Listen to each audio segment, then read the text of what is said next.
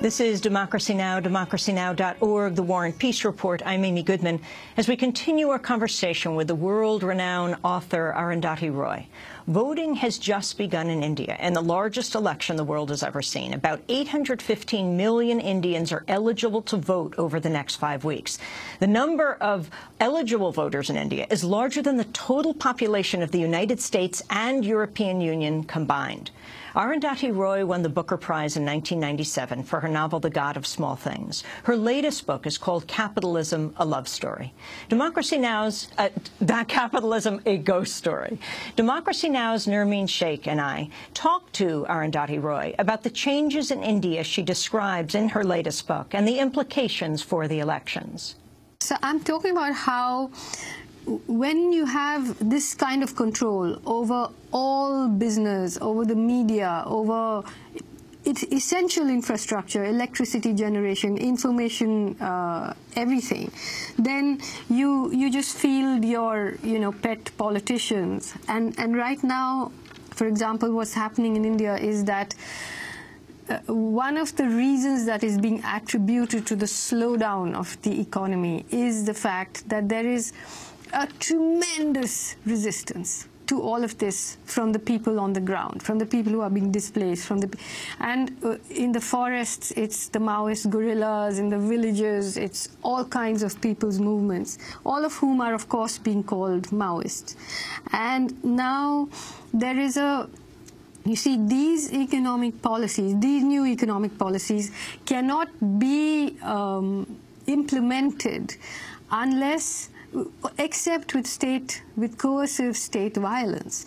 So you have a situation where the forests are full of paramilitary, just burning villages, pushing people out of their homes, trying to clear the land for mining companies to whom the government has signed, hundreds of memorandums of understanding. Outside the forests, too, this is happening.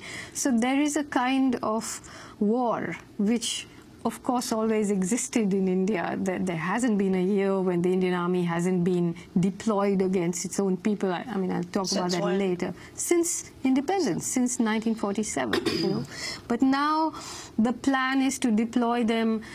Now it's the paramilitary, but this new election is going to be who is the person that the corporates choose, who's not going to blink about deploying the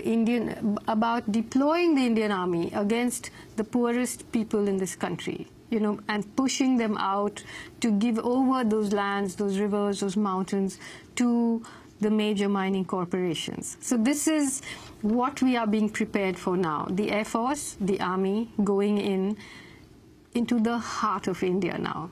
But before we go to the elections, one of the operations, the military operations you talk about is Operation Green Hunt. Yeah. Could you explain what that is, when it started, and who it targets? Well, Operation Green Hunt basically, in 2004, the current government signed a series of memorandums of understanding with a number of mining corporations and infrastructure development companies, to build dams, to do mining, to build roads, to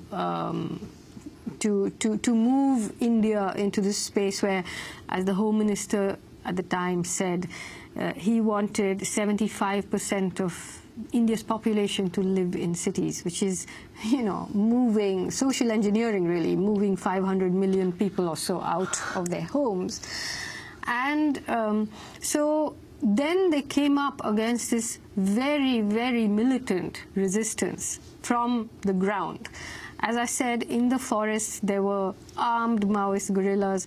Outside the forest, there are militant, some call themselves Gandhians, all kinds. There's a whole diversity of resistance. But though strategically they had different ways of dealing with it, were all fighting the same thing. So then, in the state of Chhattisgarh, Orissa, Jharkhand, which are where there are huge indigenous populations, in central India. In central India, the first thing the government did was to, very similar to what happened in places like Peru and Colombia, they started to arm a section of the indigenous population and create a vigilante army. It was called the Salva Judum in Chhattisgarh. The Salva Judum, along with local paramilitary, went in and started decimating villages. Like they basically chased some 300,000 people out of the forests, and some 600 villages were emptied. And then the people began to fight back. And really, this whole Salva Judum experiment failed, at which point they announced Operation Green Hunt, where there was this official declaration of war. And there was so much propaganda in the media. As I explained to you now, the media is owned by the corporations who have vested interests. So there was this, the Prime Minister came out and said they are the greatest internal security threat. And, there was this kind of conflation between the Maoists with their ski caps and, the Lashkar-e-Taiba and all these people who are threatening the idea of India. What the government wasn't prepared for was the fight back, not just from the people in the forest, but even from a range of activists, a range of people who are outraged by this.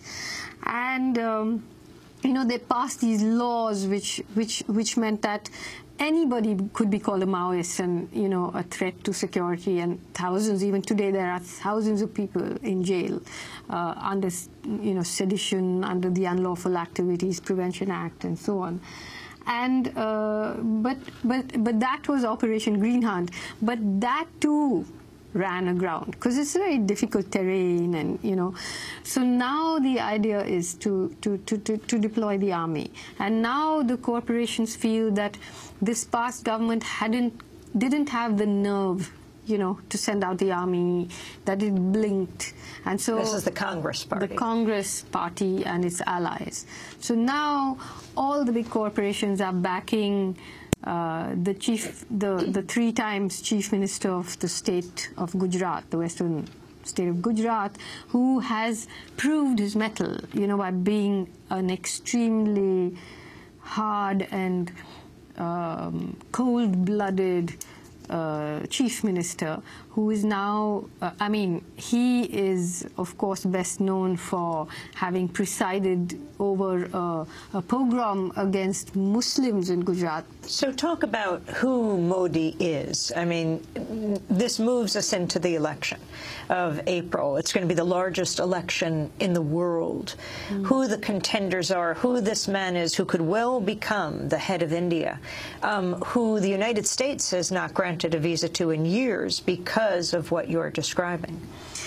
Well, who is Narendra Modi? I think he's, changing his idea of who he himself is, because he started out as a kind of activist in this self-proclaimed fascist organization called the Rashtriya Swayam Sevak Sangh, the RSS, which was founded in 1925.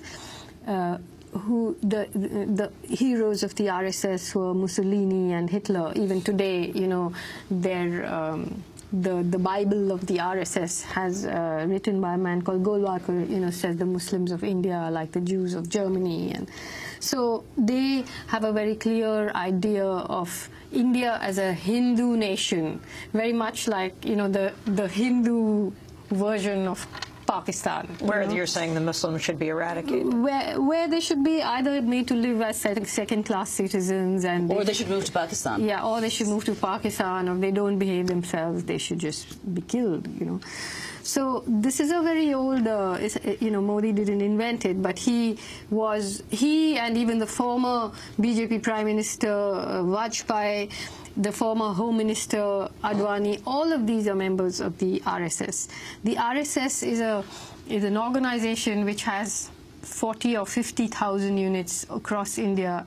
Extremely, they were at one point banned because a former member of the RSS killed Gandhi. But now, now they are, of course, not a banned organization, and they killed Mahatma Gandhi. Yeah, assassinated him. But So Modi started out as a worker for the RSS. He, of course, came into great prominence in 2002 when he was already the Chief Minister of Gujarat, but had been losing local municipal elections. And this was at the time when the BJP had, run this big campaign. They had demolished the Babri Masjid, this old 14th century mosque, in 1992. But they were now saying, we want to build a big Hindu temple in that place. And a group of pilgrims who were returning from the site where this temple was supposed to be built, the train in which they were traveling, the compartment was set on fire and 58 Hindu pilgrims were burnt. Nobody knows even today who set that compartment on fire and how it happened. But of course, it was immediately, blamed on Muslims. And then there followed an unbelievable pogrom in Gujarat where more than 1,000 people were lynched, were burnt alive, women were raped, their abdomens were slit open, their fetuses were taken out, and so on. And not these were that, Muslims. These were Muslims by these Hindu mobs, and it became very clear that they had lists, they had support. The police were on the side of the mobs, and 100,000 Muslims were driven from their homes. And this happened in 2002, which was 12 years ago. And, subsequently, there have been, the killers themselves have come on TV and boasted about their killing, come on in sting operations. But the more they boasted, the more it became, for people who thought other people would be outraged, in fact, it worked as election propaganda for Modi. And even now, though he took off his sort of saffron turban and his red tika and then put on a sharp suit and became the development chief minister, and yet, even recently when he was interviewed by Reuters and asked whether he regretted what happened in 2002. He more or less said, even if I were driving a car and I drove over a puppy, I would feel bad, But he very expressly has refused to take any responsibility or regret what happened. But that's one of the extraordinary things that you describe in the book, is that following liberalization and the growth of this enormous middle class, 300 million, there was a simultaneous shift, gradual shift, to a more right-wing, exclusive, intolerant conception of India as a Hindu state. So simultaneously, this class embraces neoliberalism, the new neoliberalism in India, and also a more conservative Hindu ideology. So can you explain how those two go together, and how, in fact, along with what you said now about Modi, how that might play out in this election? Whenever I speak in India, I say that, in the late 80s, what the government did was they opened two locks. One was the lock of the market. The Indian market was not a free market, not an open market. It was a regulated market. They opened the lock of the markets, and they opened the lock of the Babri Masjid, which for years had been a disputed site. And they opened it, and both those locks, the opening of both those locks, eventually led to two kinds of totalitarianisms. One, and they both led to two kinds of manufactured terrorisms. So the lock of the open market led to what are now being described as the Maoist terrorists, which includes all of us. All of us. Anybody who's speaking against this kind of economic totalitarianism is a Maoist, whether you are a Maoist or not. And the other, the Islamist terrorist. So what happens is that both the Congress party and the BJP has different prioritizations for which terrorist is on the top of the list, you know. But what happens is that whoever wins the elections, they always have an excuse to continue to militarize. So the two main parties who are contesting this election are Congress, which is the ruling party now, and the BJP, the Bharatiya Janata Party, of which Narendra Modi is the head. And you've said that the only difference between them is that one does by day what the other does by night. So as far as these policies are concerned, you can see no difference, irrespective of who wins. Yeah, well, you know, when it comes down to the wire, I agree with what I've said, and yet, you know, there is something to be said for hypocrisy, you know, for doing things by night, because there's a little bit of tentativeness there. There isn't this sureness of, you know, we want the Hindu nation and we want the rule of the corporations and so on.